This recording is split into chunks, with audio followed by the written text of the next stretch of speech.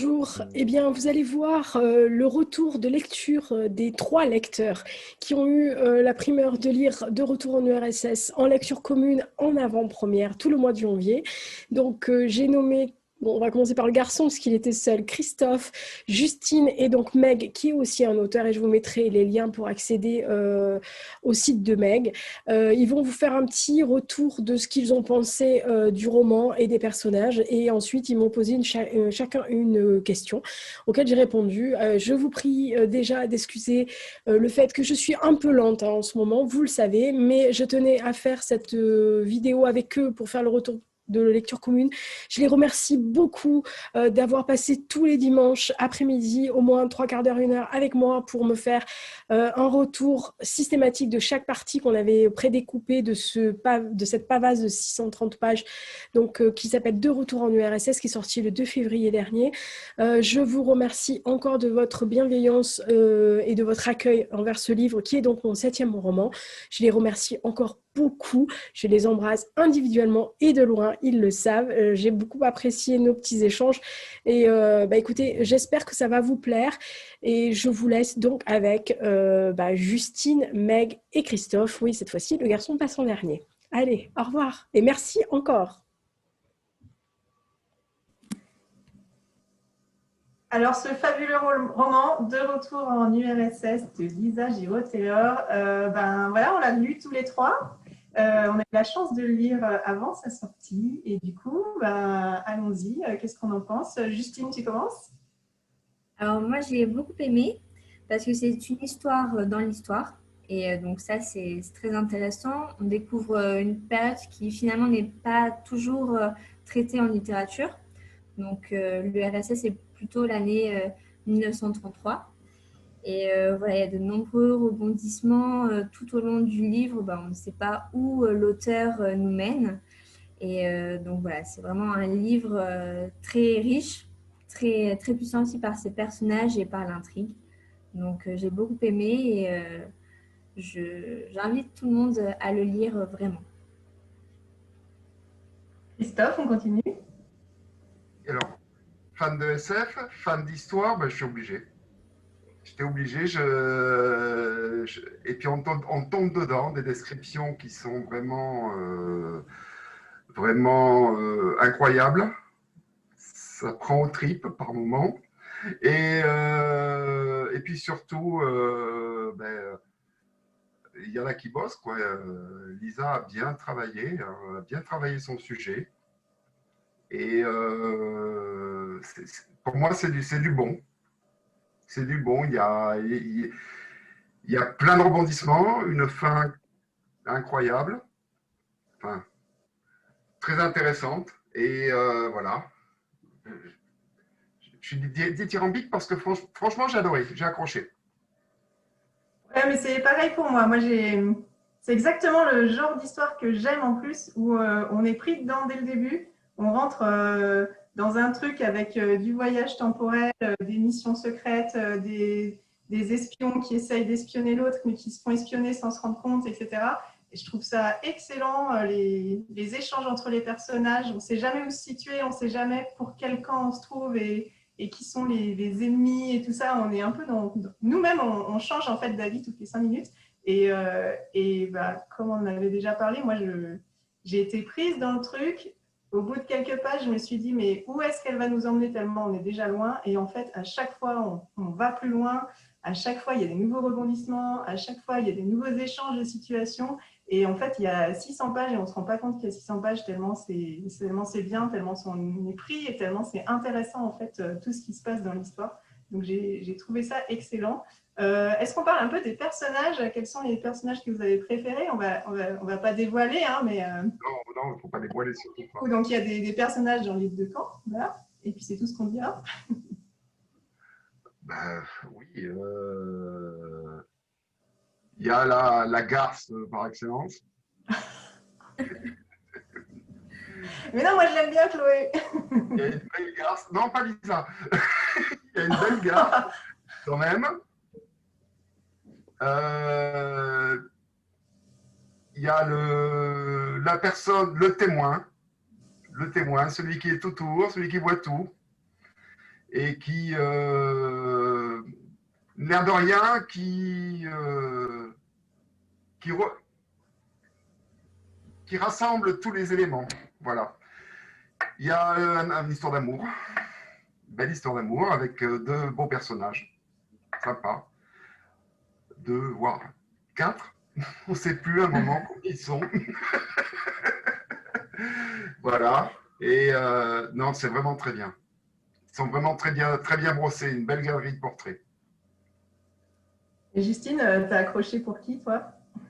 Moi, pour le héros qui est très touchant et finalement, c'est celui qu'on ne voit pas forcément le plus, mais c'est celui qui est très profond. Donc, un petit coup de cœur pour ce héros. Moi, j'ai bien aimé Chloé, même si tu l'appelles la garce. Je ne vais pas donner son prénom. On sait. Ouais, non, moi, j'aime beaucoup ce personnage quand même, qui, je sais pas, je trouve qu'on on sait jamais trop ce qu'elle veut, où elle va, comment elle fait. Elle a plein de facettes, certaines, certaines qu'on peut s'y attendre, et puis d'autres qui sont hyper étonnantes. Et du coup, ouais, c'est un personnage qui m'a bien intéressée. Et puis, ouais, son égal de l'autre côté, sympa aussi. Ce qui est intéressant, c'est qu'on peut on peut se rapprocher de tel ou tel personnage. On n'est pas obligatoirement amené à aimer telle ou telle personne dans le roman. En fait, chacun peut avoir son personnage fétiche Oui, avec qui on a d'affinité. les personnages, en fait, il y a des moments où on peut être en accord avec eux, et puis il y a des moments où on se dit mais qu'est-ce qu'il faut à ce moment-là? Mais c'est pas possible de réagir comme ça. Et du coup, c'est assez marrant ça aussi de se retrouver à apprécier des personnages qui à des moments où on n'aime plus. Et les décors quand même. Alors c'est plutôt les décors de l'URSS, enfin de 1933 en URSS, mais comme tu disais Christophe, ils sont quand même très très bien brossés et on est dans une période hyper dure. Je pense que c'est un truc de Lisa, ça, d'aller jeter ses personnages dans des périodes qui sont vraiment pas faciles à vivre. Et du coup là, bah voilà, l'URSS 1933, on est en plein dedans. Hein. Qu'est-ce que vous en avez pensé? Bon, vous avez des questions à l'auteur ou qui c'est qui pose les questions ou qui ne veut pas poser les questions? Si, oui. Aïe, aïe, aïe. Combien de temps pour faire une telle, pour faire toutes les recherches Les recherches, pas trop en fait. Je ne sais pas combien de temps j'ai pu mettre pour les recherches, mais en gros, c'est quelque chose qui m'a occupé 5 mois à peu près. Mais comme je travaille que 2 heures par jour, en gros, ouais, 5 mois entre les recherches et l'écriture. Sachant que j'avais quand même pas mal de passer sur l'histoire de l'URSS, donc j'ai pas eu trop à fouiller. C'est surtout la documentation sur les ouvriers et les usines et les fonctionnements des usines à Moscou en 1933, parce que... Mais sinon, le reste, non, ça a été assez facile. Est-ce que tu sais d'où t'es venue l'idée? Comment ça t'est venu de mettre déjà les deux blocs antagonistes C'est la faute à Assim, en fait. tout ça. Et Assim. Voilà. Ouais. En fait, c'est lui qui est venu en premier parce que j'ai rencontré quelqu'un dans un train qui s'appelait Assim, qui était iranien. Et en fait, on avait parlé, c'était sur un Paris-Bordeaux. Et on avait discuté parce que j'étais à côté. Puis comme je lisais un livre qui l'intéressait, il m'a demandé ce que je lisais. Donc on a commencé à parler en anglais. Et à la sortie du train, je suis arrivée donc à Saint-Martial, chez moi. Et peut-être le lendemain ou sur le lendemain, je ne sais pas pourquoi, en fait, il m'est revenu dans la tête. Et le schéma guerre froide m'est revenu. Voilà. Et en fait, j'aimais bien le côté guerre froide avec 2 blocs. Et je sais pas, en l'espace d'une semaine, j'avais monté le truc avec les personnages, l'histoire. Mais comme je n'avais pas le temps de l'écrire, parce que j'étais en train d'écrire le triptyque, je me suis dit, oh, je l'écrirai plus tard. Et en fait, il a continué à germer dans la tête. Et un jour, j'ai entendu une chanson. Et je me suis dit, oh là, elle est parfaite, la chanson. Et elle n'a aucun rapport avec l'histoire. Mais je ne sais pas pourquoi l'interprétation de la personne et la thématique m'a lancé l'écriture. Et je suis partie dessus. Donc voilà. Comme je fais d'habitude. Hein, donc ça n'a aucun rapport avec la choucroute. Mais généralement, la chanson n'a rien à voir avec l'histoire. Mais j'y vais. Ça déclenche à chaque fois. C'est pareil. Ah, Et c'est le chouette. titre est arrivé en même temps. Donc, le titre n'a rien à voir avec la chanson des Beatles, je le dis tout de suite. C'est pas du tout la chanson des Beatles qui a déclaré la chanson. Vous serez très étonné de savoir quelle est la chanson qui a déclenché ça. Tu l'as mise dans ta playlist? Ouais, Ok. je peux le dire, hein, c'est l'interprétation de Dalida de Je suis malade de Serge Lama. Ça n'a aucun rapport, hein. Mais rien que son interprétation à elle, elle met ses tripes sur la table, j'ai senti la peur, ce truc de tripes, quoi. Et je me suis dit, tiens, c'est. Et je trouvais que ça collait bien, quoi, à l'ambiance du livre. Donc après, c'est moi, hein, mais j'ai toujours des chansons bizarres qui déclenchent l'écriture, donc il faut pas se poser la question. Justine, une question? Oui, comment tu fais justement pour avoir cette écriture aussi fluide sur 600 pages avec, enfin, tu le fais tout d'un coup en fait Ouais. et est-ce que tu relis parce que enfin tout se suit finalement, il n'y a pas d'erreur parce qu'on peut se dire sur 600 pages il y a forcément un petit couac quelque part et non en fait tout Non, je le est fais d'une traite, j'écris d'une traite et je relis pas. Enfin, je d'accord. relis rarement, je relis peut-être 2 pages avant quand je reprends l'écriture, mais je ne relis pas depuis le début. Je relis rarement depuis le début avant de reprendre l'écriture. Généralement, j'écris au flow. Donc, même si je pose mon stylo la veille, le lendemain, je lis les 2 dernières pages que j'ai écrites et hop, je renchaîne. Donc, je ne sais pas, peut-être que c'est dans la mémoire centrale à bien enregistrer le truc, je ne sais pas, sûrement. Mais non, je relis pas. J'ai jamais relu mes romans complètement du début. Je sais que j'ai des collègues qui le font, qui relisent tout depuis le début pour recommencer à écrire leur chapitre ou truc, ou qui finissent au chapitre. Moi, des fois, je finis en plein milieu d'une scène, hein, rien à foutre, hein, en plein milieu d'un dialogue. Hein. Mais je raccroche les wagons après, donc non, ouais, c'est fou. Mais par contre, si j'écris que ça, c'est-à-dire que je ne fais que ça. Pendant, par exemple, celui-là 2 mois, je n'ai pas écrit autre chose, je pensais pas à un autre projet, voilà. Mais une fois qu'il est fini, il est fini. D'ailleurs, dès que c'est fini, de toute façon, j'attaque le suivant, donc je me rappelle même pas de ce que j'ai écrit précédemment, donc c'est bien. Heureusement d'ailleurs. Tous les jours, quand tu te lances dans un bouquin, tu écris l'histoire tous les jours pour rester dans le truc à chaque Oui, fois. parce qu'en fait, c'est un peu comme si j'étais dans un film. Je ne sais même pas comment expliquer, mais c'est un peu... quand je commence à écrire, j'ai l'impression d'être dans le film et je me joue mes personnages.